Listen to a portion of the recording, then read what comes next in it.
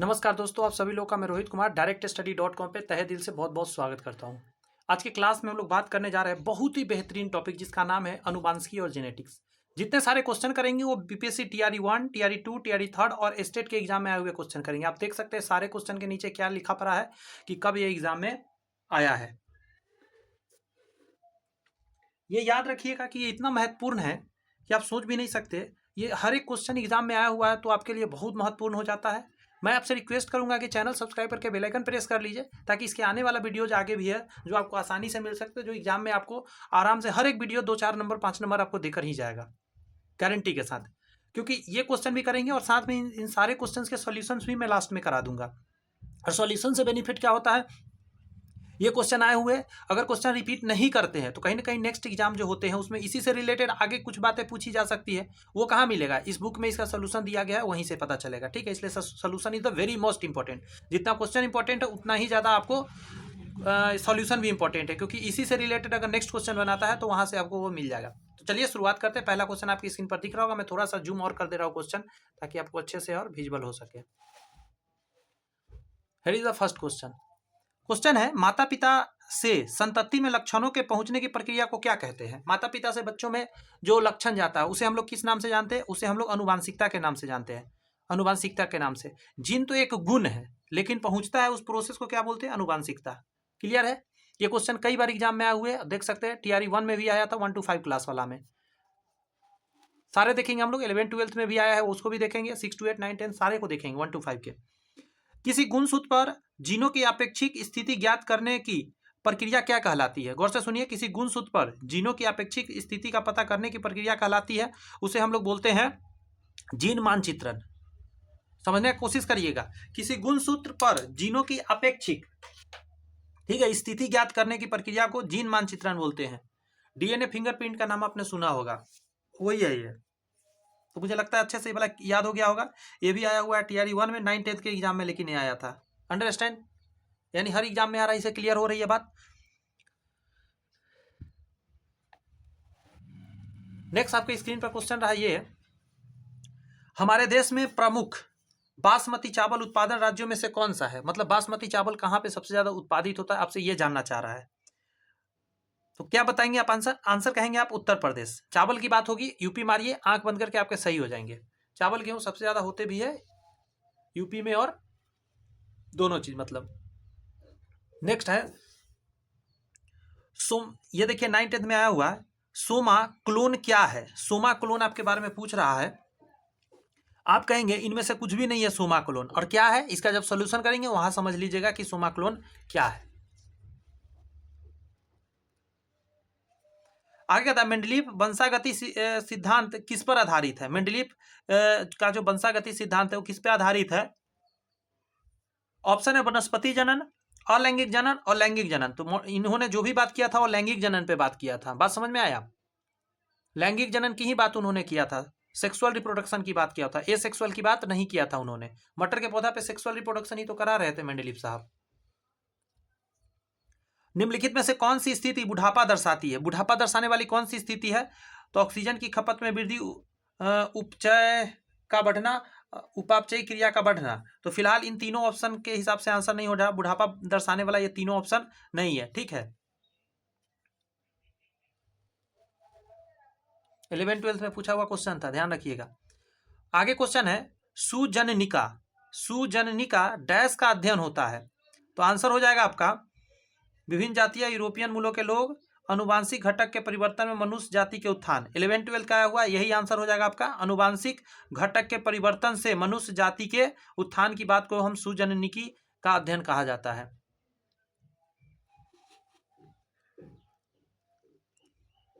कुछ जंतु वर्गों में शरीर खंडों में विभाजित होता है जिसमें कम से कम कुछ अंगों की क्रमिक पुनर्वृत्ति होती है। इस लक्षण को क्या कहते हैं। अच्छा क्वेश्चन है ये, 11th-12th का क्वेश्चन है। ये 9th-10th और 6 to 8 में भी आने का संभावना हो सकता है ऐसा क्वेश्चन। तो इसको हम लोग मध्यावयवता बोलते हैं। कुछ जंतु वर्ग में क्या है, कुछ जंतु वर्ग में शरीर खंडों में विभाजित होता है, जिसमें कम से कम कुछ अंगों की क्रमिक पुनरावृत्ति होती है। इस लक्षण को क्या कहते हैं? इसे हम लोग बोलते हैं मध्यावयवता। मध्यावयवता याद रखिएगा, क्योंकि उसका जो खंड में बटा हुआ होता है शरीर।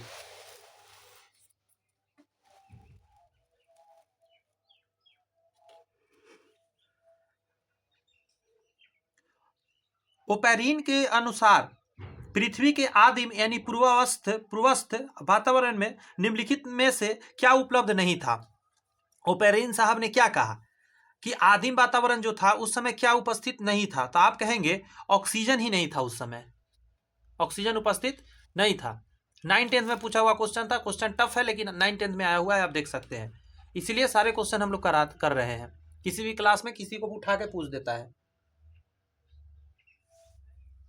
कह रहा है F2 संतति में 9:7 का अनुपात दर्शाता है, तो आपका आंसर हो जाएगा अधूरा प्रभुत्व, सहप्रभुत्व, प्रबलता यानी एपिस्टोसिस। तो प्रबलता को दर्शाता है। F2 संतति में अगर 9:7 का अनुपात दर्शा रहा है तो ये प्रबलता को दर्शाता है, प्रबलता को। ये सब क्वेश्चन डायरेक्ट थोड़ा सा याद रखने वाला है, 11th में 12th में पूछा गया है, इसको डायरेक्ट थोड़ा सा याद रखिएगा। आगे कहा है कि अगर किसी परिवार में पिता को कोई बीमारी है जबकि माँ सामान्य है, तो यह बीमारी सिर्फ बेटियों को विरासत में मिलती है, बेटों को नहीं। इस प्रकार के विरासत का नाम क्या है? जैसे कि एक कलर ब्लाइंडनेस है, महिला लेकर चलती है लेकिन बच्चों को दे देती है, और बेटा को दे देती है, बेटी को नहीं देती है। इसी टाइप की ये बातें कह रहा था। इसको बोलते हैं हम लोग सेक्स से जुड़ी प्रधानता, सेक्स से जुड़ी प्रधानता। नेक्स्ट आपका डीएनए प्रकृति की प्रक्रिया एक एंजाइम से प्रभावित होती है, जिसे कहा जाता है डीएनए प्रकृति की प्रक्रिया एक एंजाइम से प्रभावित होती है, उसे कहा जाता है। आप उसको क्या कहते हैं? आप उसको कहते हैं पॉलीमरेज। पॉलीमरेज, फिर से सुनिए, डीएनए प्रकृति की प्रक्रिया एक एंजाइम से प्रभावित होती है, जिसे कहा जाता है पॉलीमरेज कहा जाता है। याद रखिएगा, लिंगेज नहीं, राइबो न्यूक्लिएज नहीं, पॉलीमरेज बोलते हैं। जब डीएनए प्रकृति की प्रक्रिया के एंजाइम से प्रभावित होती है उसे हम लोग बोलते हैं पॉलीमरेज एंजाइम। यहां पे कह रहा है मध्य के पास एक सेंट्रोमियर वाले गुणसूत्र को डैश कहा जाता है। मध्य के पास एक सेंट्रोमियर वाले गुणसूत्र को क्या कहा जाता है? तो आपका आंसर हो जाएगा इसके लिए सम मेटासेंट्रिक बोलते हैं इसको।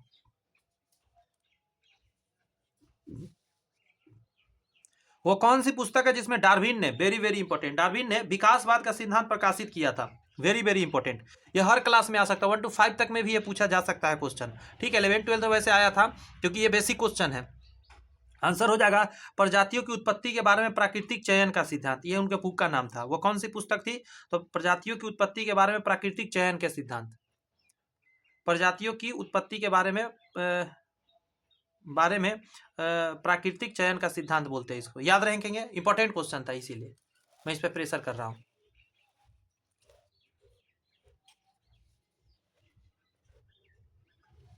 नेक्स्ट है कि मेंडल के परीक्षण में मटर के पौधे का उपयोग किया गया था क्योंकि वे सस्ते थे, वे आसानी से उपलब्ध थे, उसके विपरीत चरित्र थे। तो आंसर समझ के दीजिएगा, 11th-12th में आया लेकिन ये 1 to 5 तक में आ सकता है, मुझे आइडिया है इसलिए मैं बोल रहा हूं, तो समझिए, मेरी बातों को थोड़ा सा हल्के में ना लीजिए। उनके विपरीत चरित्र थे, उनके जो अलग अलग लक्षण थे वो विपरीत विपरीत थे। अगर कोई मटर हरा है तो कोई पीला मटर है, कोई मटर का उजला फूल है, सॉरी ब्लू फूल है, किसी का उजला फूल है, किसी मटर का जो क्या बोलते हैं उसको, छीमी हम लोग बोलते हैं, वो जो पैकेट बना रहता है, वो किसी का लंबा होता है, किसी का छोटा होता है। इन सारे उसके गुण थे, बहुत सारे गुण थे। गोल मटर थे, झुर्रीदार मटर थे, समझ रहे हैं? तो इसीलिए उसके विपरीत चरित्र थे। इसीलिए डार्विन का सिद्धांत किन पहलुओं में गलत है? डार्विन का सिद्धांत किन पहलू, देखिए मेंडल और डार्विन को तो समझिए कि आपको याद करना है हर एक क्वेश्चन, चाहे आप किसी भी क्लास के एग्जाम का तैयारी कर रहे हो, डजंट मैटर। डार्विन का सिद्धांत की पहलू में गलत है, तो 16 का आपका आंसर निकलेगा आपके मुंह से। इन सभी में तो था नहीं। प्रजनन की उच्च दक्षता, प्रजाति की उत्पत्ति, योगात्मक की उत्तरजीविता, इसका आंसर ई हो जाएगा। आ रही है समझ में? सेशन ठीक लग रहा है? समझ में आ रही है? क्वेश्चन सारे क्वेश्चन प्रीवियस ईयर है, निश्चिंत होकर पढ़िए, समझते रहिए। प्रोटीन संश्लेषण के लिए स्टार्ट कोडोन द्वारा कोडित अमीनो एसिड है। फिर से सुनिए, प्रोटीन संश्लेषण के लिए स्टार्ट कोडोन द्वारा कोडित अमीनो एसिड है, तो इसको हम लोग बोलते हैं मेथियोनाइन। मेथियोनाइन क्लियर है? महिला प्रजनन तंत्र की बार्थोलिन ग्रंथियां स्थित होती है, महिला प्रजनन तंत्र की बार्थोलिन ग्रंथियां स्थित होती है? तो 18 का आंसर हो जाएगा आपका योनि के दोनों तरफ। कहाँ होता है? योनि के दोनों तरफ। फिर से सुने, महिला प्रजनन तंत्र की बार्थोलिन ग्रंथियां स्थित कहाँ होती है? तो योनि के दोनों तरफ होता है, याद रखना है। ये आया था टीआरई 1 में ही आया हुआ है, पार्ट 2 एग्जाम हुआ था उसमें 11-12 की बात है रही है, ध्यान रखने वाली क्वेश्चन है। F2 संतति में यदि जीनोटाइप और फेनोटाइप दोनों 1:2:1 का समान अनुपात दिखते हैं तो क्या पता चलता है? तो इससे क्या पता चलता है? मोनोहाइब्रिड क्रॉस से में अधूरा प्रभुत्व का पता चलता है।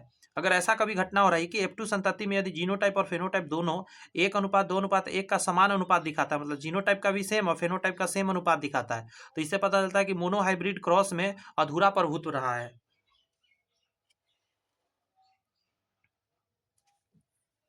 निम्नलिखित में से कौन सा एंजाइम प्राकृतिक के दौरान डीएनए के 2 स्ट्रैंडों को अलग करता है? निम्नलिखित में से कौन सा एंजाइम प्रकृति के दौरान डीएनए के 2 स्ट्रैंडों को अलग करता है? इसको बोलते हैं हेलिकेज। बात समझे? हेलिकेज जो होता है ये डीएनए के दोनों प्रकृति होता है उसको अलग अलग करने का काम करता है, हेलिकेज बोलते हैं इसको। यहां पे है साइटोप्लाज्मिक वंशानुक्रम को मातृवंशानुक्रम भी कहा जाता है, क्योंकि साइटोप्लाज्मिक वंशानुक्रम को मातृवंशानुक्रम भी कहा जाता है क्योंकि आपका आंसर हो जाएगा युग्मज का अधिकांश कोशिका द्रव डिंब द्वारा प्रदान किया जाता है, इसी वजह से। बात समझ में आई कि साइटोप्लाज्मिक वंशानुक्रम को मातृ वंशानुक्रम भी कहा जाता है क्योंकि युग्मज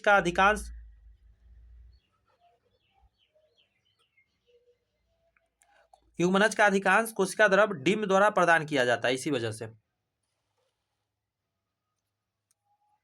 पुरुष XX और महिला XY को कभी कभी डैश के परिणाम स्वरूप देखा जाता है।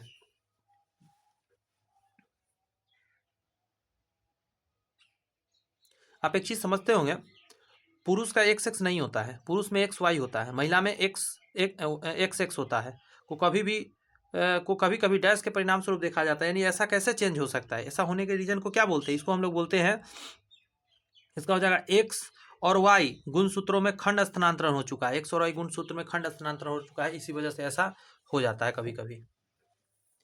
निम्नलिखित 2 लक्षणों में से कौन सा एक ही जीन की विशेषता है? निम्नलिखित 2 लक्षणों में से कौन सा एक ही जीन की विशेषता है?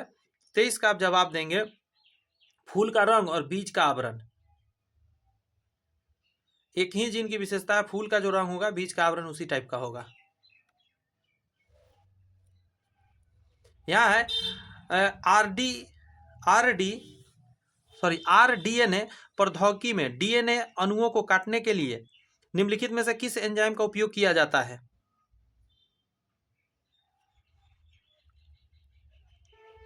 प्रतिबंधित एंजाइम इज योर आंसर।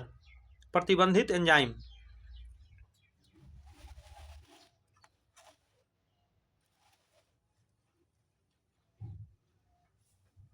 किसने 1923 में इंसुलिन का उत्पादन करने के लिए पुनः संयोजन डीएनए तकनीक का प्रयोग किया था? पुनः संयोजन डीएनए तकनीक का प्रयोग करने वाले कौन थे ये पूछ रहा है, तो एली लिली हो जाएगा। एली लिली ने ऐसा किया था, नाम अच्छा है ना। निम्नलिखित में से कौन पहला आनुवांशिक रूप से इंजीनियर हार्मोन है? 26 का जवाब आपका निकल के आएगा इंसुलिन बोला जाता है इसको, ठीक है।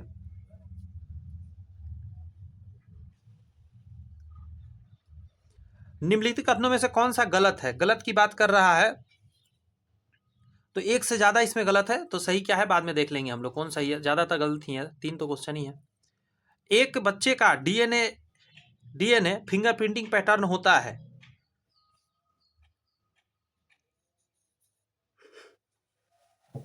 50% बैंड पिता के समान और शेष जो होता है 50% माता के समान होता है। 50-50 बटा होता है दोनों का माता पिता में। निम्नलिखित में से कौन सा कथन सत्य है? सभी इम्यूनोजेन एंटीजन होते हैं लेकिन सभी एंटीजन इम्यूनोजेन नहीं होते, ये ध्यान रखना है। जितने भी इम्यूनोजेन होता है वो एंटीजन के अंतर्गत आता है, लेकिन सारे एंटीजन इम्यून सिस्टम हमको बेहतर करता है, ऐसा नहीं है। नेक्स्ट है आपका कि यदि एक समय में मछली की एक से अधिक प्रजातियों का पालन पोषण किया जाता है तो उसे क्या कहा जाता है? मछली की एक से अधिक प्रजातियों का पालन पोषण आप कर रहे हैं तो उसको क्या बोलते हैं हम लोग? पॉलीकल्चर। पॉलीकल्चर के रूप में इसको हम लोग जानते हैं। नेक्स्ट क्वेश्चन है कि एक्रोसोम की, ठीक है, एक्रोसोम की अनुपस्थिति सामान्य शुक्राणु में किस गतिविधि को प्रभावित करेगा? अच्छा क्वेश्चन है ये। एक्रोसोम की अनुपस्थिति सामान्य शुक्राणु में किस गतिविधि को प्रभावित करेगा? तो ये कर देगा आपको डिम में प्रवेश नहीं हो पाएगा, प्रवेश जो रास्ता है उसको गड़बड़ करेगा, उसका रास्ता, चूंकि उसी की वजह से वो चल पाता है। लुप्त प्राय प्रजातियों की कार्य व्यवहार सामग्री को कैसे संरक्षित किया जाता है? जो लुप्त प्राय प्रजातियां उसका कार्य व्यवहार को कैसे संरक्षित करते हैं? तो जीन बैंक द्वारा, जीन बैंक में उसके लक्षणों को रखते हैं जीन बैंक द्वारा। अच्छा क्वेश्चन है, नीचे क्लास में पूछ सकता है 6 to 8 में भी, इसलिए इस पर थोड़ा सा फोकस रखिएगा। मैं ये बताता चल रहा हूँ जहां पर भी मुझे लग रहा है कि हाँ ये आपके लिए ज्यादा काम का है। कह रहा है इनमें से किसे जैविक वर्गीकरण का जनक कहा जाता है? जैविक वर्गीकरण का जनक किसे बोला जाता है? तो आसान है, कैरोलस लिनियस को कहा जाता है।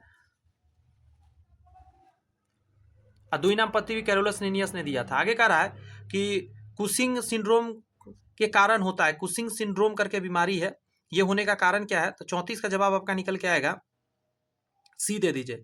कार्टिसोल का अधिकतम स्त्राव के कारण होता है, कार्टिसोल का अधिक स्त्राव से कुशिंग सिंड्रोम के हो जाता है।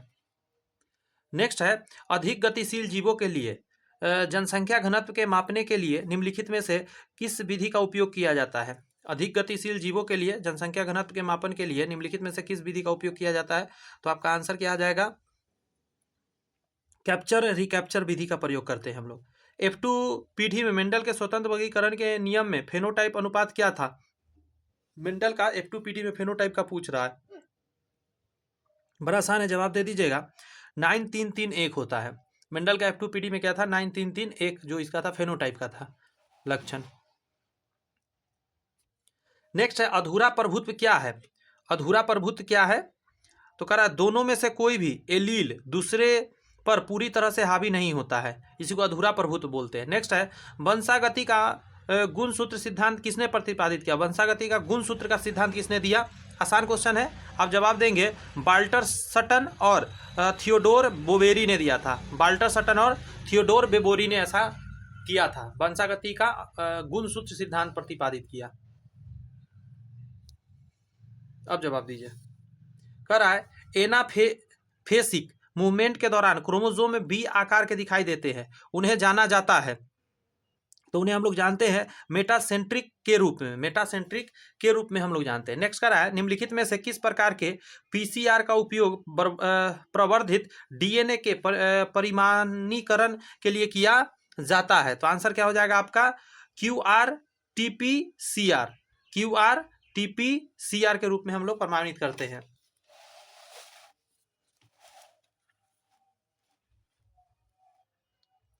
यहां कह रहा है पुनः संयोजन डीएनए प्रौद्योगिकी का सबसे महत्वपूर्ण उपयोग है। 41 का आपका जवाब निकल कर आएगा। एक से ज्यादा आंसर हो जाएगा, इसमें डिटेल हम लोग देखेंगे। आगे कहा जा रहा है आपका निम्नलिखित में से कौन सा जानवर एक वयस्क दाता कोशिका में से एक नाभिक के साथ क्लोनिंग तकनीक के माध्यम से पहली बार उत्पन्न हुआ था? क्लोनिंग तकनीक से सबसे पहले जो उत्पन्न किया गया था वो था आपका डॉली भेड़, डॉली भेड़ नाम था उसका। फिर से सुनिए, निम्नलिखित में से कौन सा जानवर एक वयस्क दाता कोशिका से एक नाभिक के साथ क्लोनिंग तकनीक के माध्यम से पहली बार उत्पन्न हुआ था? उसका नाम था डॉली भेड़। नेक्स्ट है, भारत में बीटी कपास के पहले 3 संस्करण निम्नलिखित में से किसके द्वारा विकसित किए गए थे? तो ये हो जाएगा आपका महिको मोनसेंट्रो बायोटेक लिमिटेड जो है उसी के द्वारा ये बीटी कपास को पहले 3 संस्करण को निर्माण किया गया था। नेक्स्ट है, स्वप्रतिपिंड डीएनए फिंगरप्रिंटिंग किसके द्वारा विकसित किया गया था? तो ये हो जाएगा आपका एक फ्रैंकूर के द्वारा विकसित किया गया था। नेक्स्ट है कि कुक्कुट आहार के निम्नलिखित संगठनों को कम प्रतिशत के क्रम में अंडा देने वाले मुर्गियों के लिए व्यवस्थित करें। कम प्रतिशत के क्रम में मतलब घटते क्रम में आपको कह रहा है करने के लिए। तो इसका हो जाएगा, सबसे पहले हो जाएगा पीली मक्का दिया जाता है, सबसे ज़्यादा पीली मक्का यूज होता है। उसके बाद मकई लस यूज होता है, नहीं, पॉलिश राइस यूज होता है। रुक जाइए, थोड़ा सा कंफ्यूज हो रहा है, एक सेकंड दीजिए। सबसे ज़्यादा पीली मक्का, फिर पॉली राइस यूज करेंगे, फिर जौ यूज करेंगे, फिर विकृत मूंगफली के केक, और उसके बाद मकई लस। हाँ, कुक्कुट आहार के निम्नलिखित घटकों कम प्रतिशत के क्रम में देने वाले मुर्गियों के लिए व्यवस्थित करें। ठीक है, सबसे ज़्यादा पीली मक्का दिया जाता है, उसके बाद पॉलिश राइस दिया जाता है, उसके बाद जौ दिया जाता है, फिर हो जाएगा आपका विकृत मूंगफली के केक, और साथ में उसके बाद लास्ट में दिया जाता है आपका मकई लस। मकई लस क्या होता है जरा नेट पर सर्च करके देखिएगा, भारी चीज नहीं है, बेसिक चीज है, पता चल जाएगा क्या है। निम्नलिखित में से सबसे बड़ी मधुमक्खी कौन सी है? मधुमक्खी का साइज से बात कर रहा है, सबसे बड़ा, तो आपका जवाब होगा, इसको बोलते हैं एपिस डोरसाटा। एपिस डोरसाटा बड़ी साइज का होता है ये। एक पीढ़ी से दूसरी पीढ़ी में वंशागति के अध्ययन को क्या कहते हैं? एक पीढ़ी से दूसरी पीढ़ी में वंशागति के अध्ययन को क्या बोलते हैं? अब देखिए थोड़ा आसान लगा होगा क्योंकि ये रिपीटेड क्वेश्चन है। 9th-10th में भी TRE 3rd में आ गया, सॉरी TRE 2 में आ गया, और TRE 2 में ही आ गया, 6 to 8 में भी आया ये क्वेश्चन। एक पीढ़ी से दूसरी पीढ़ी में वंशागति के अध्ययन को क्या कहते हैं? ऊपर में भी आपने ये क्वेश्चन देखा था, तो इसको अनुवांशिकी बोलते हैं।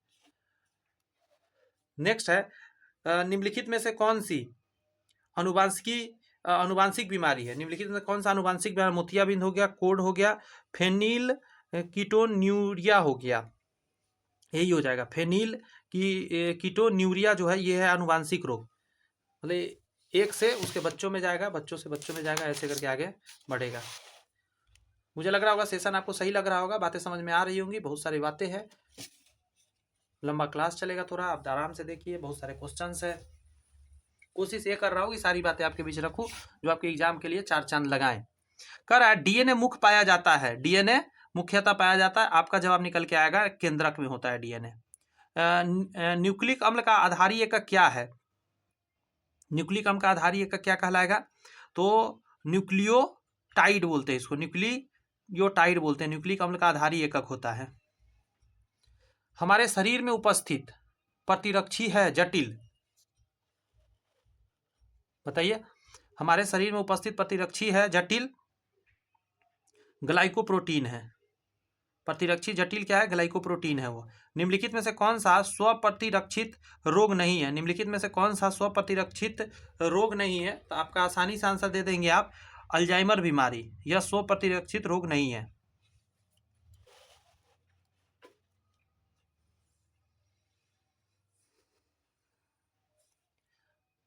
यहाँ कहा जा रहा है आपके सामने अनुवांशिकता शब्द मुख्य रूप से किसे संदर्भित करता है? 53 का जवाब हो जाएगा अनुवांशिकी से। नेक्स्ट है, अनुवांशिकता के जनक कौन थे? तो आपका आंसर हो जाएगा Gregor Johan Mendel, Gregor Johan Mendel था। यहाँ है, मेंडल ने अपने अध्ययन के लिए निम्नलिखित में किस लक्षण का चयन किया था? तो आपका आंसर क्या हो जाएगा? एक से ज्यादा आंसर हो जाएगा। तने की लंबाई, फूल की स्थिति, फूल का रंग, बीज का आकार, फली का बीज, ये सारे हो जाएगा आंसर। इसका डी आंसर दे दीजिए, सभी आंसर सही है। उस समूह का चयन करें जिसमें अधिकतम समान गुण हो। तो क्या हो जाएगा?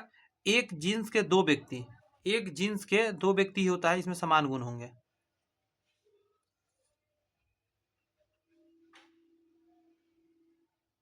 अगर एक जीन्स के दो व्यक्ति है ना, उसका सबसे बेहतरीन आपस में समानता होगी।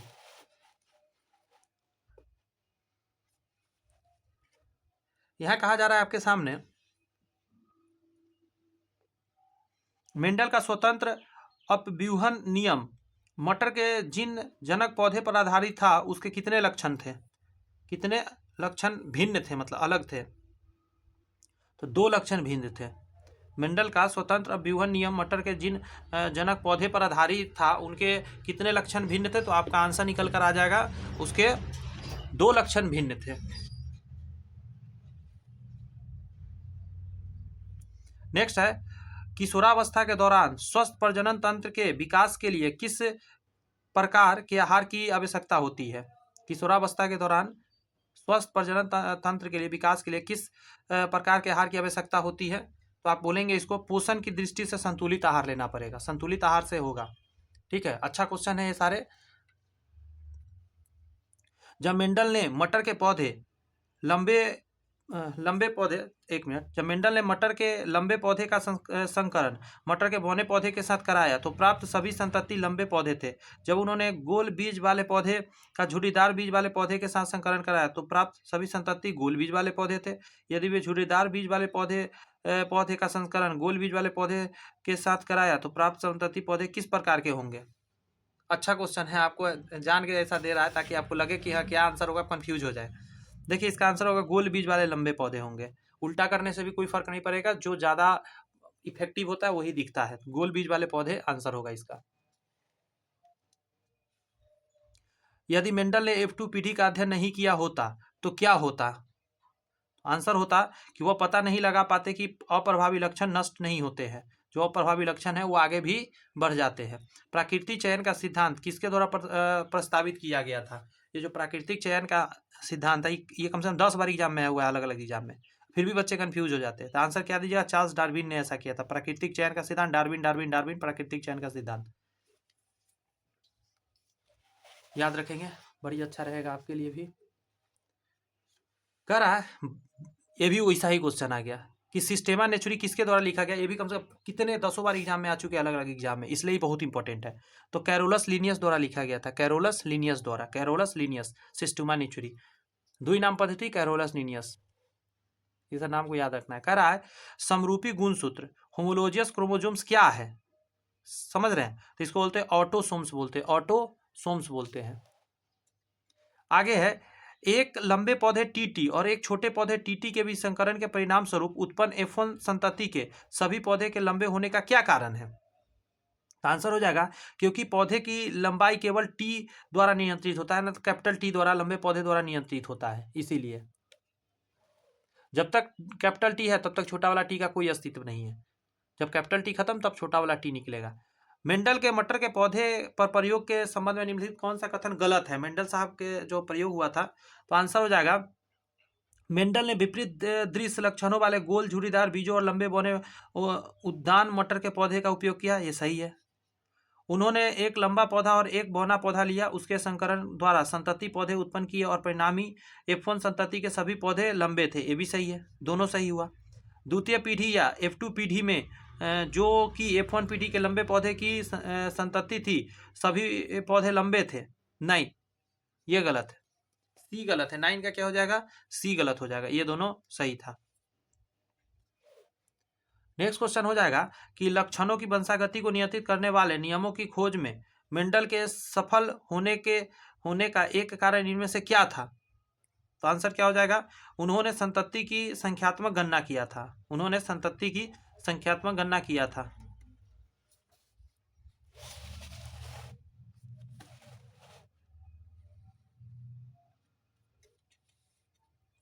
यहाँ पे है मेंडल के प्रयोग में पीले रंग के बीज वाले मटर के पौधे का संकरण हरे रंग के बीज वाले मटर के पौधे के साथ कराने पर मटर के ऐसे पौधे प्राप्त हुए जिसमें से सभी के बीज पीले के थे। यदि इन पौधे का स्वपरागण कराया जाता है और इसमें से 500 मटर एकत्र किए जाते हैं तो इनमें से कितने हरे रंग के पौधे होंगे? आंसर हो जाए लगभग 110 के करीब आएगा। ठीक है, आगे आपका क्लेमाइडोमोनास जैसे कई एक कोशिकीय शैवाल जल में रहते हैं। तो यहाँ से एक चीज़ जान लीजिए, एक चीज़ आपको याद रखना है कि क्लाइमाइडोमोनास जैसे कई एक कोशिकीय शैवाल कहाँ रहते हैं? जल में रहते हैं। वे श्वसन के लिए ऑक्सीजन कैसे ग्रहण करते हैं? प्रोसेस पूछ रहा है कैसे करेंगे, तो उसको बोलते हैं वे अमीबा की तरह विसरण द्वारा घुलित ऑक्सीजन अवशोषित कर लेते हैं। विसरण प्रक्रिया द्वारा क्या करते हैं? ऑक्सीजन को ग्रहण कर लेते हैं। आगे कहा जा रहा है क्या X गुणसूत्र वाले शुक्राणु और Y गुणसूत्र वाले शुक्राणु के बीच कोई दृश्य भिन्नता भी होती है? देखने में भिन्नता होती है, ये आप बता पाइएगा। नहीं, इसके आकार या गतिशीलता में कोई अंतर नहीं होता है। नेक्स्ट है आपका कि निषेचन के बाद पुष्प के इन अंगों पुंकेसर, वर्तिका, वर्तिकाग्र दल और बाह्य दल का क्या होता है? कहा जाता है बाह्य दल के अलावा वे झड़ जाते हैं जो मुख्य पौधे में अस्थायी हो सकता है। जो कुछ पौधे में अस्थायी भी हो सकता है, मतलब सीधा कहिए बाह्य दल के अलावा झड़ जाते हैं, जो कुछ पौधे में अस्थायी हो सकता है। आगे ये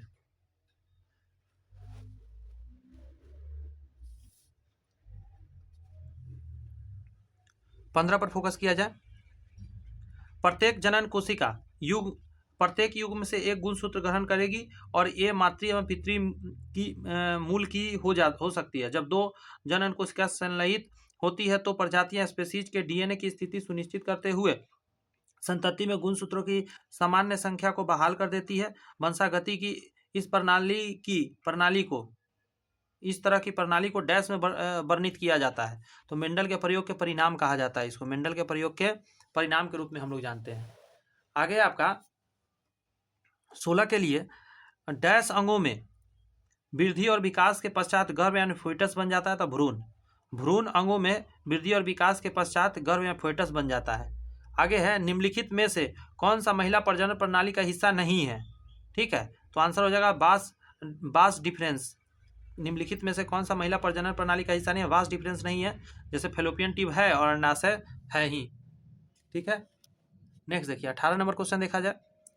सरीसृपों में संतति का लिंग किस तापमान पर निर्भर होता है? सरीसृप में संतति का लिंग किस तापमान से निर्भर होता है? तो कहता है वह तापमान जिस पर निषेचित अंडा रखा होता है, वह तापमान जिस पर निषेचित अंडा रखा होता है।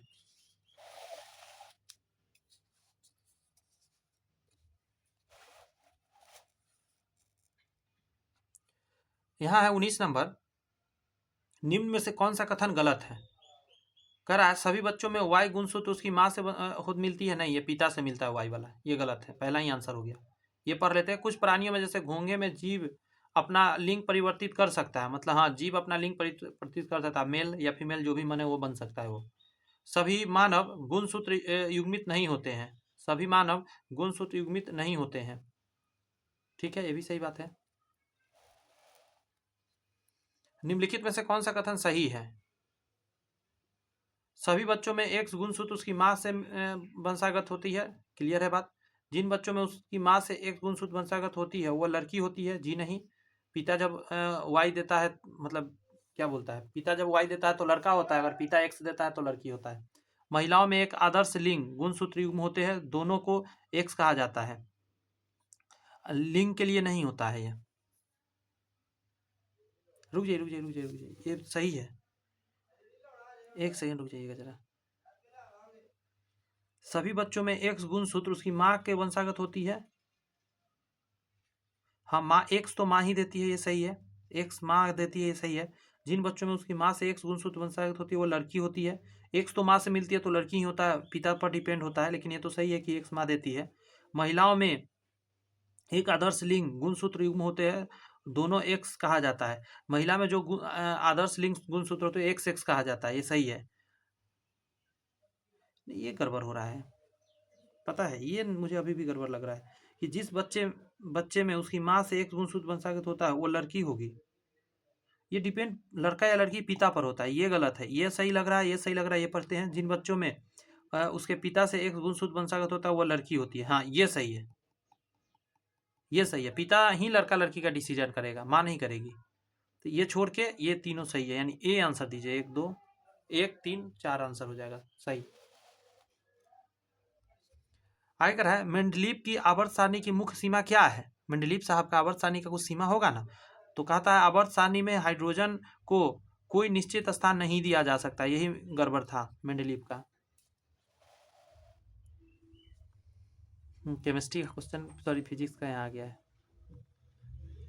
मनुष्य में लक्षणों के वंशागति के नियम नीचे वर्णित कुछ तथ्यों से संबंधित होते हैं, इन तथ्यों में से एक के अलावा अन्य सभी सही है, गलत विकल्प का चयन करिए। गलत कौन सा है वो बताना है। तो कह रहा है यहाँ के प्रत्येक लक्षण के लिए प्रत्येक बच्चे के एक ही संस्करण होना चाहिए, ये गलत है, ये दोनों सही है।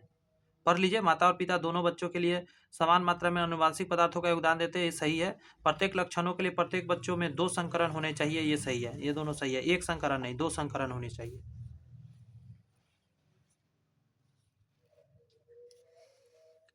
आगे है 23 नंबर, मेंडल द्वारा अध्ययन की गई विशेषताओं के विपरीत युग्म में से एक क्या है? तो बैगनी और सफेद फूल थे। डैश लिंग निर्धारण के लिए उत्तरदायी होते हैं। लिंग निर्धारण के लिए कौन मतलब उत्तरदायी होता है? तो इसको बोलते हैं एलोसोम। एलोसोम इसके लिए महत्वपूर्ण हो जाता है। क्लियर है? आगे है मेंडल ने, थोड़ा सा ऊपर कर दो, मेंडल ने अपने प्रयोग के लिए किस पौधे का प्रयोग किया था? तो बच्चा भी बता सकता है। उद्यान मटर बोलते हैं उसको, उद्यान मटर का प्रयोग किया था। क्लियर हो रही है बातें?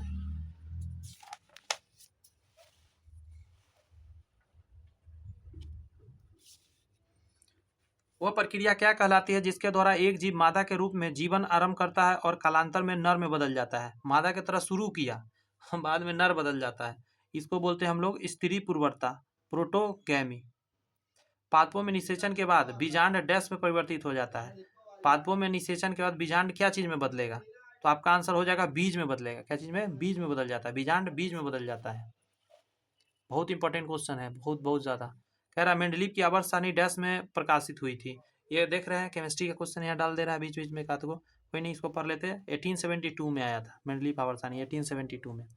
मेंडलीव ने अपनी आवर्त सारणी में तत्वों को व्यवस्थित करने के लिए किस मौलिक गुण का प्रयोग किया था? तो परमाणु द्रव्यमान का प्रयोग किया था। और मोस्टली साहब मॉडर्न पीरियोडिक टेबल दिए हैं, उसमें उन्होंने किसका प्रयोग किया है? परमाणु संख्या का प्रयोग किया है। आगे है मेंडल ने अपने प्रयोग में मटर के पौधे के निम्नलिखित में से किस विशेषता का उपयोग नहीं किया था? पत्तों की प्रकृति, फूलों के रंग, बीज की आकृति, पत्तियों का रंग, प्रकृति। पत्तियों के प्रकृति पर उन्होंने प्रयोग नहीं किया था।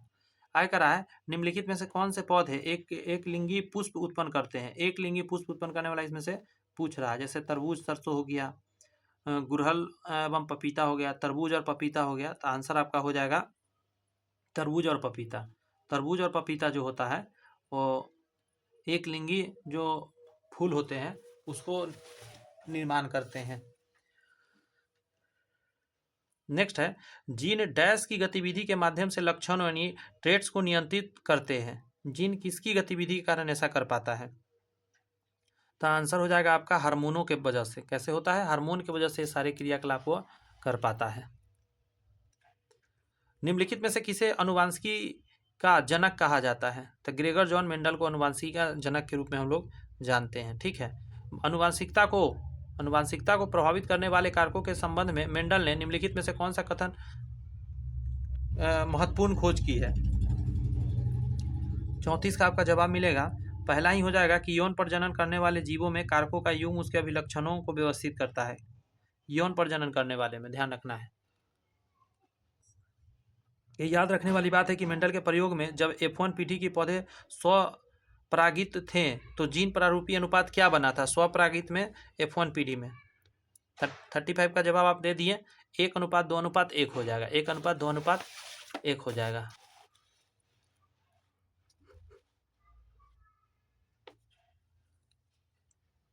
निम्नलिखित में से किस वैज्ञानिक को अनुवांशिकी के क्षेत्र में नोबेल पुरस्कार प्रदान किया गया था? अनुवांशिकी के क्षेत्र में नोबेल पुरस्कार तो मॉर्गन और खुराना दोनों को दिया गया था। नेक्स्ट है वह गुण जो F1 पीढ़ी में प्रभाव रखता है और स्पष्ट रूप से देखा जा सकता है उसको हम लोग बोलते हैं प्रबल। स्पष्ट रूप से देखा जाता है इसलिए प्रबल है, तभी तो दिख रहा है ना। कह रहा है यदि मनुष्य में गुणसूत्रों की संख्या 16 है तो मनुष्य की दैहिक कोशिकाओं में कितने गुणसूत्र विद्यमान होते हैं? गुणसूत्र की संख्या 16 है तो कह रहा है दैहिक गुणसूत्र में कितना हो जाएगा? तो आंसर क्या हो जाएगा? 46 हो जाएगा। डैश उत्परिवर्तन म्यूटेशन अनुवांशिक नहीं होता है। कौन सा उत्परिवर्तन जो अनुवांशिक नहीं होता है वो आपसे पूछ रहा है, तो आंसर हो जाएगा दैहिक। आगे कह रहा है मटर के पौधे में डैश कैरेक्टर रिसेप्सिव होते हैं। मटर के पौधे में कितने कैरेक्टर रिसेप्सिव होते हैं? तो 40 का हो जाएगा। झुर्रीदार बीज कैरेक्टर रिसेप्सिव होते हैं। लैंगिक प्रजनन करने वाले जीवों में गुणसूत्रों की संख्या एक पीढ़ी से दूसरी पीढ़ी तक किस प्रकार अनुरक्षित बनी रहती है? 41 का जवाब हो जाएगा आपका युग्मक निर्माण के दौरान गुणसूत्रों के आधा होने के द्वारा। युग्मक निर्माण के समय क्या होता है? गुणसूत्र आधा होने के कारण ऐसा हो रहा होता है। यहाँ है मेंडल के द्वारा प्रयोग किए गए प्रयोगों के तरीकों के आधार पर नीचे दिए गए कथनों में से कौन से सही कथन को पहचान करके बताइए। बात समझ में आ रहा है? तो आंसर हो जाएगा आरंभ में पौधे पर निषेचन क्रिया था। आरंभ में पौधे का पर निषेचन क्रिया था, उसके बाद स्व निषेचन किया गया था। मतलब पहले दो अलग अलग मटर का पौधा लिया गया था, उसके बाद उसी पौधा के बीज से ले लेके आगे प्रयोग हुआ था, वो कहना चाह रहा है। मेंडल ने मटर के पौधे के अनेक बीपीआरसी दृश्य लक्षणों के आधार पर प्रयोग किए, उसमें से कुछ निम्नलिखित थे, जैसे गोल और झुर्रीदार बीज, लंबे और छोटे पौधे, सफेद और बैगनी फूल, ये सारे पर प्रयोग किया था। इसमें से कौन से मटर के पौधे में पाए जाने वाले अप्रभावी लक्षण है? पूछ रहा है अप्रभावी लक्षण कौन है?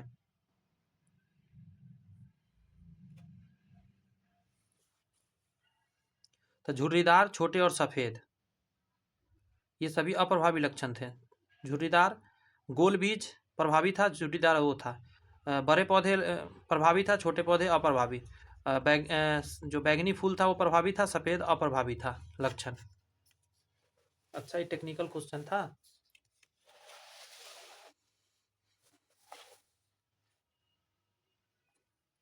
यहाँ है इन विट्रो फर्टिलाइजेशन IVF विधि में शिशुओं का जन्म निम्नलिखित में से किस प्रक्रिया द्वारा होता है? तो आंसर क्या हो जाएगा आपका? शुक्राणु और डिम का बाह्य निषेचन कराया जाता है और बाद में प्रकनली में कराया जाता है और अंदर डाल दिया जाता है गर्भाशय के फैलोपियन ट्यूब में। एक अविभाजित कोशिका में DNA के भाग के रूप में मौजूद रहता है, तो क्या रहता है? उसको बोलते हैं क्रोमैटिन पदार्थ बोलते हैं। नेक्स्ट है कि रासायनिक समीकरण में प्रक्रिया की स्थिति किस स्थान पर इंगित जाती है? कह रहा है कि रासायनिक समीकरण में प्रक्रिया की स्थिति किस स्थान पर इंगित की जाती है? तो 46 का आपका आंसर क्या हो जाएगा? तीर के ऊपर और नीचे। समीकरण जो रासायनिक समीकरण की प्रक्रिया की स्थिति किस स्थिति में इंगित किया है? जैसे कि मान के चलिए आप देखेंगे फोटोसिंथेसिस का जब रिएक्शन होता है तो तीर रहता है, तीर के ऊपर क्लोरोफिल और नीचे सूर्य का प्रकाश लिखा रहता है। मतलब ऊपर या नीचे तीर के लिख देते हैं, जो एक्स्ट्रा कंडीशन उसमें डालते हैं। जंतु प्रजनन एनिमल रिप्रोडक्शन के संबंध में निम्नलिखित में से कौन सी विशेषता गलत है?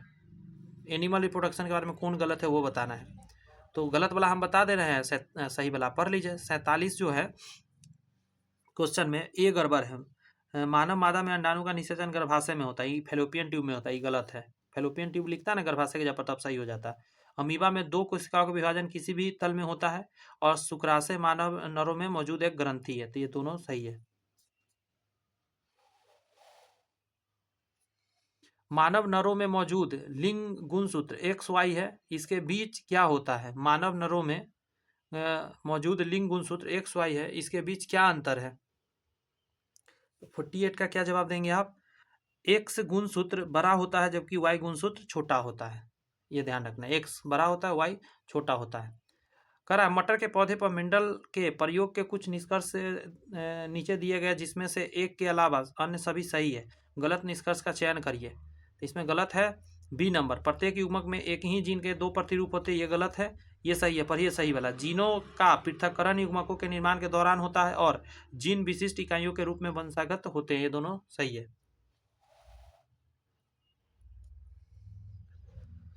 50 का रहा है जन्म नियंत्रण के लिए उपयोग की जाने वाली मुख्य गोलियां शरीर के हार्मोनल संतुलन को परिवर्तित कर देती है, इसके द्वारा गर्भाशय को रोकने के सही तरीके का चयन करिए। जैसे होता क्या है कि बच्चे पेट में आ रहे हैं, उसको ठहरने से रोकने के लिए हम लोग महिलाएं क्या करती है, गोली खाती है, तो हार्मोनल इनबैलेंस कर देता है। उससे अच्छा उपाय बोल रहा है। तो अंडाणु मुक्त नहीं होते हैं और निषेचन नहीं होता है। ठीक है, इसका प्रयोग पूछ रहा है क्या होता है।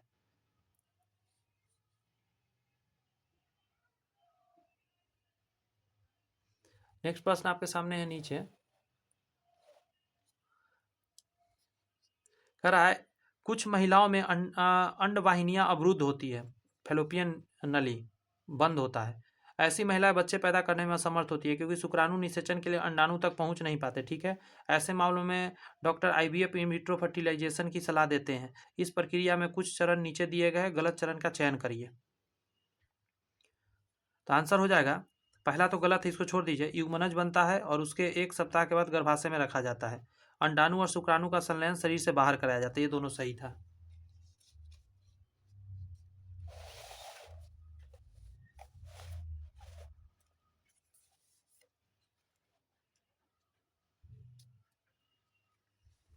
यहाँ कहा जा रहा है मानव नरों में वृषण उदर गुहा के बाहर वृषण कोष नामक थैली में क्यों होता है?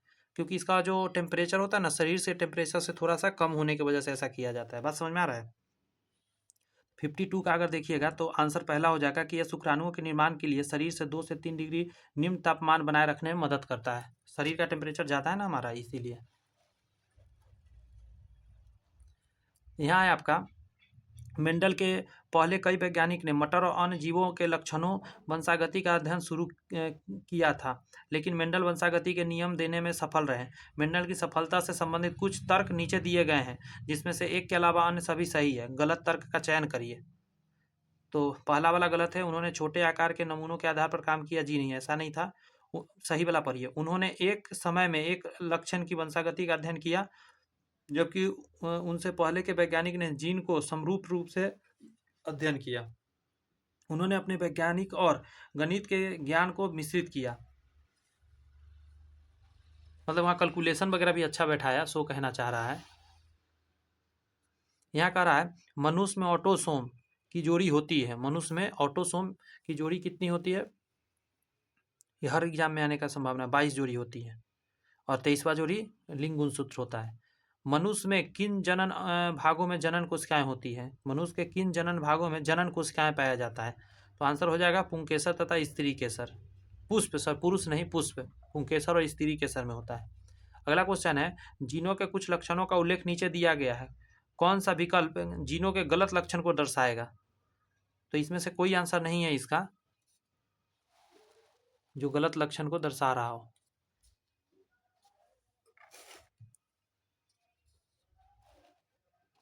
यहाँ देखिए क्वेश्चन नंबर 57 पढ़िए। मौखिक गर्भ निरोधक गोलियां ओरल कंट्रासेप्टिव पिल्स रोकने में कार्य करती है। जो मुंह से लड़कियां खाती हैं गोली, तो क्या रोकने में मदद करती है? तो बोलते हैं ओव्यूलेशन एवं निषेचन, इन दोनों को रोक देता है। अंडा का निकलना और निषेचन होने से रोकता है ये जो कॉन्ट्रासेप्टिव पिल्स होती है। आगे करा है कौन सी बीमारी त्वचा पिगमेंट के विकास का कारण बनती है? त्वचा पिगमेंट के विकास का, तो आंसर हो जाएगा अल्बिनिज्म, इसको बोलते हैं वर्णनहीनता।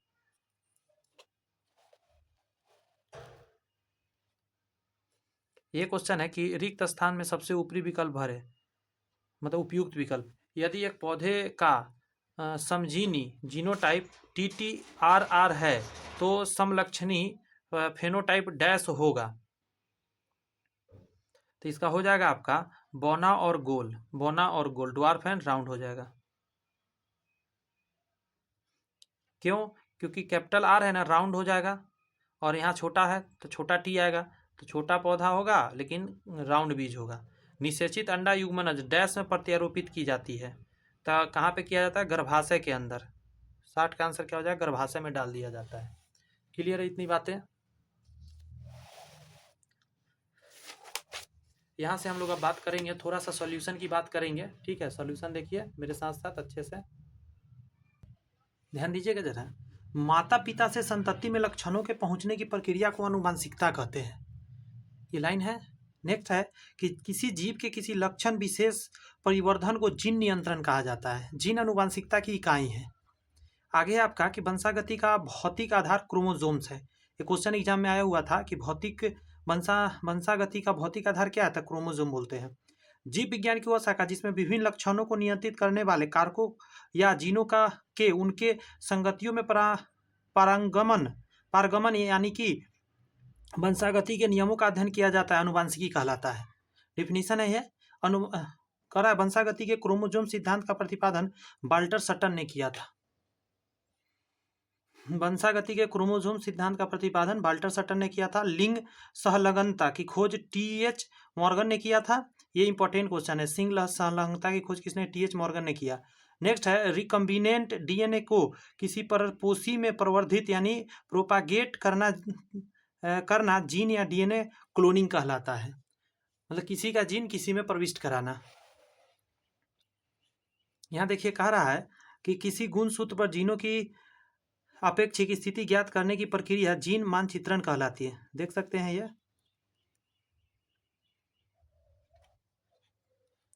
नीचे लिखा गया कि जीन मैपिंग जीन के स्थान और जीनोम में उसके सापेक्ष दूरी की पहचान होती है। क्या डिस्टेंस है, क्या जीन का क्या है लक्षण, ये सारी बातों को पकड़ना। यहाँ है जीन मैपिंग बीमारियों में शामिल जीन की पहचान करने में सक्षम बनाता है। जीन अनुक्रमण जीनोम में न्यूक्लियोटाइड के अनुक्रम से बाहर निकालता है। हमारे देश में प्रमुख बासमती चावल उत्पादक राज्यों में से एक उत्तर प्रदेश है। इंपॉर्टेंट लाइन है, ध्यान रखिएगा। बासमती चावल ज़्यादातर सदियों से भारतीय महाद्वीप के उत्तर और उत्तर पश्चिमी भाग के पारंपरिक क्षेत्रों में उगाया जाता है। भारत के सिंधु घाटी के दोनों ओर अत्यंत उत्तम गुणवत्ता बासमती चावल पैदा किया जाता है। इसकी विभिन्न किस्मों की खेती ज़्यादातर करनाल में होता है, पानीपत में होता है, कुरुक्षेत्र, कैथल, अमृतसर, फतेहगढ़, गुरदासपुर, होशियारपुर, जालंधर, पटियाला, रोपा आदि जिलों में की जाती है। वर्तमान में भारत में बासमती चावल की खेती का कुल क्षेत्रफल लगभग 7,76,000 हेक्टेयर है। बासमती चावल का सबसे बड़ा क्षेत्र, ये चाल नहीं, बासमती चावल का सबसे बड़ा क्षेत्र हरियाणा राज्य 60% है। इसके बाद उत्तर प्रदेश 17.1% है और पंजाब में 16.1% है।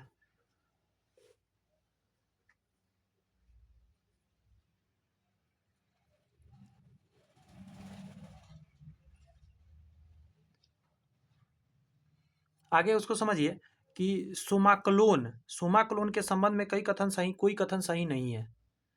क्यों, उसको समझिए। कह रहा है कि सोमाक्लोन के वे पौधे हैं जो टिश्यू कल्चर के माध्यम से उत्पादित होते हैं और आनुवांशिक रूप से मूल पौधे के समान होते हैं, जिसमें से वे उत्पादित और परिष्कृत होते हैं। उसी को हम लोग क्या बोलते हैं, सोमाक्लोन। सोमाक्लोन नाम इस तथ्य से लिया जाता है कि पौधे आनुवांशिक रूप के समान होते हैं। कहता है एक क्लोन दैहिक कोशिकाओं से उत्पन्न होते हैं, कहीं से भी एक कोशिका लेकर उससे पौधा बनाया जाता है शरीर के।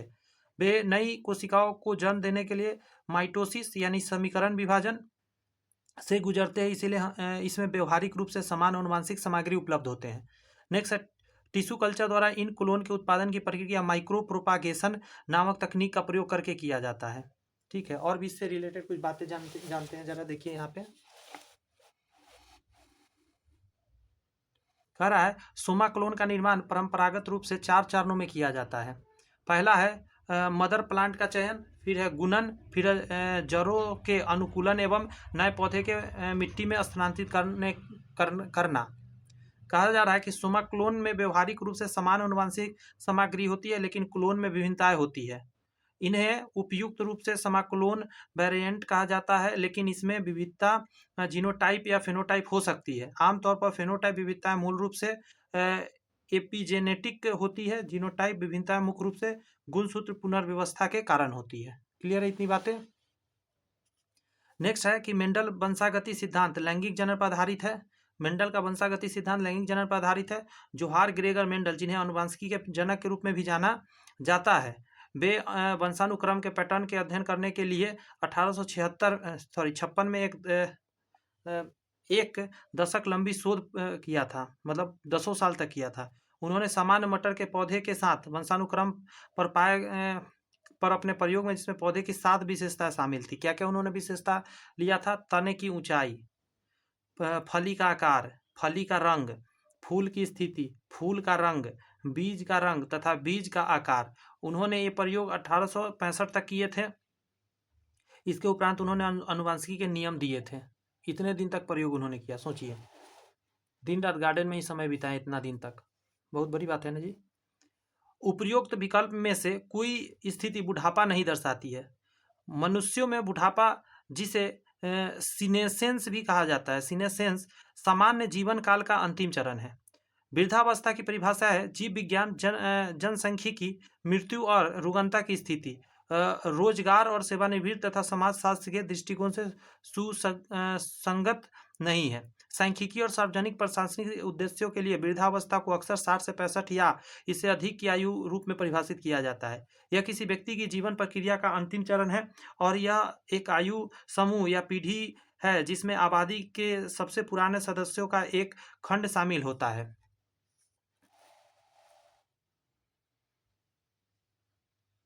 आगे कहता है वृद्धावस्था के सामाजिक पहलू उम्र बढ़ने के शारीरिक प्रभावों और उन पीढ़ी के सामूहिक अनुभवों और साझा मूल्यों और उस समाज के विशेष संगठन जिससे वह मौजूद है के संबंध से प्रभावित होती है। नेक्स्ट है सुजनकी अनुवांशिकी घटक के परिवर्तन से मनुष्य जाति के उत्थान का अध्ययन है। फिर से सुनिएगा, सुजननिकी अनुवांशिक घटक के परिवर्तन से मनुष्य जाति के उत्थान का अध्ययन है। तो मनुष्य जाति के उत्थान का अध्ययन कहाँ होता है? तो सुजनकी अनुवांशिकी घटक में। नेक्स्ट कर रहा है यूजीनिक्स। यूजीनिक्स का लक्ष्य मानव जनसंख्या की अनुवांशिकता गुणवत्ता में सुधार करना है। क्लियर है बात? आगे कर रहा है इसमें चयनात्मक प्रजनन या अनुवांशिक हेरफेर शामिल है। समझिएगा बातों को जरा।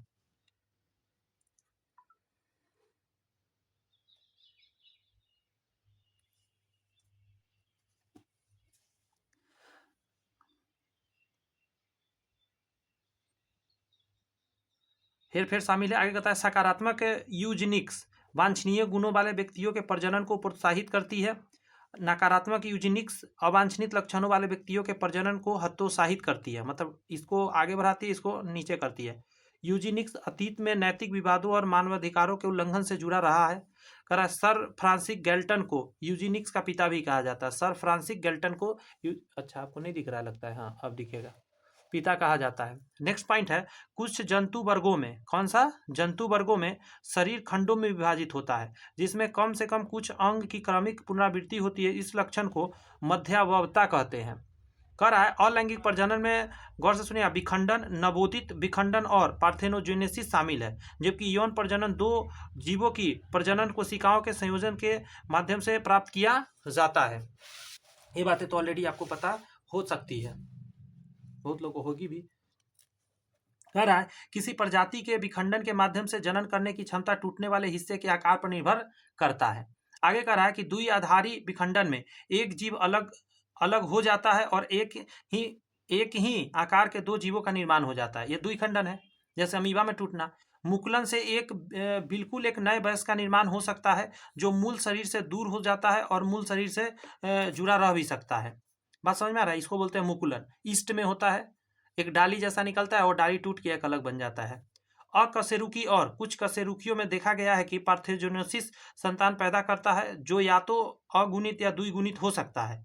यौन प्रजनन की जीन के एक नए संयोजन के साथ संतान का उत्पादन, इनमें उभयलिंगीपान भी शामिल हो सकता है जिसमें एक जीव स्वयं निषेचन कर सकता है या उसी प्रजाति के किसी अन्य व्यक्ति के साथ संयोग कर सकता है। बात समझ में है? ऐसा हो सकता है। आगे है ओपेरिन के अनुसार पृथ्वी के आदिम यानी पूर्वस्थ वातावरण में निम्नलिखित में से ऑक्सीजन उपलब्ध नहीं था। मतलब ये चीज याद रखना है कि ओपेरिन के अनुसार क्या है, पृथ्वी के आदिम यानी पूर्वस्थ वातावरण में निम्नलिखित में से ऑक्सीजन उपलब्ध नहीं था। कर ओपेरिन हाल्डेन परिकल्पना क्या है? दोनों व्यक्ति ने मिलकर दिया था। ओपेरिन हाल्डेन परिकल्पना से यह पता चलता है कि जीवन धीरे धीरे अकार्बनिक अणुओं से उत्पन्न हुआ जिसमें अमीनो एसिड जैसे बिल्डिंग ब्लॉक पहले बने और फिर जटिल पॉलीमर बनने की संयोजन शुरू हुआ। सबसे पहले क्या बना, उसका नाम क्या है, कहाँ गया? अमीनो एसिड सबसे पहले बना। आयकर है ओपेरिन के सिद्धांत क्या था के अनुसार जीवन की उत्पत्ति प्रारंभिक पृथ्वी पर परमाणुओं की भौतिक रासायनिक प्रक्रियाओं के माध्यम से हुई जो अणुओं का निर्माण करते हैं। अणु बदले में अकार्बनिक और कार्बनिक यौगिक का उत्पादन करने के लिए प्रतिक्रिया करते हैं। कार्बनिक यौगिकों ने सभी प्रकार के माइक्रो मॉलिक्यूल्स का उत्पादन करने के लिए परस्पर क्रिया की जो पहले जीवित प्रणाली या कोशिका को बनाने की संगठित हुई। इस प्रकार इस सिद्धांत के अनुसार हमारी पृथ्वी पर जीवन अन्याय से निर्जीव पदार्थ से उत्पन्न हुआ है। मतलब जीवन कैसे निकला है? तो निर्जीव पदार्थ से निकला है। बात समझ में आ रही है? आगे है बदलती पर्यावरणीय परिस्थितियों के अनुरूप पहले अकार्बनिक यौगिकों और फिर कार्बनिक यौगिकों का निर्माण हो गया। इसे रासायनिक विकास कहा जाता है जो पृथ्वी पर वर्तमान पर्यावरणीय परिस्थितियों में नहीं हो सकता है। जीवन की उत्पत्ति के लिए उपयुक्त परिस्थितियां केवल आदिम पृथ्वी पर ही मौजूद था। अभी वैसा नहीं है क्लाइमेट कि अभी अब जीवन उत्पन्न हो सकता है इन विधियों के द्वारा। बात समझ में आया? ये चीज़ थोड़ा सा माइंड में आपको रखना है। आइए 10 नंबर का पढ़ते हैं। कहा जा रहा है F2 संतति में 9:7 का अनुपातिक प्रबलता एपिस्टोसिस दर्शाता है। एपिस्टोसिस एक ऐसी घटना है, गौर से सुनिएगा, एपिस्टोसिस एक ऐसी घटना है जिसमें एक जीन का प्रभाव एक या अधिक संशोधन जीन की उपस्थिति पर निर्भर होता है। इसमें एक जीन दूसरे जीन के प्रभाव को छिपा देता है। जिस पौधे में दोनों जीनों में प्रत्येक का कम से कम एक प्रमुख एलील होता है, हमें प्रमुख फेनोटाइप मिलता है, अन्यथा हमें अप्रभावी फेनोटाइप मिलता है। इसीलिए F2 पीढ़ी में 9 और 7 का अनुपात देखा गया है। जैसे एक डाई हाइब्रिड क्रॉस में 9 और 7 मेडेलियन अनुपात प्रचलित एपिस्टोसिस है, मतलब होता है। नेक्स्ट पॉइंट कर रहा है, अगर किसी परिवार में पिता को कोई बीमारी है जबकि माँ सामान्य है तो यह बीमारी सिर्फ बेटियों को विरासत में मिलती है, बेटे को नहीं। इस प्रकार के विरासित नाम है सेक्स से जुड़ी प्रधानता, सेक्स लिंक्ड डोमिनेंट। पिता से बेटियों को X गुणसूत्र प्राप्त होता है तथा बेटों को Y गुणसूत्र प्राप्त होता है। केवल बेटियां प्रभावित होती है, बेटा नहीं, अर्थात एक गुणसूत्र प्रभावित होंगे। प्रोसेस यहाँ पे दिखाया गया है।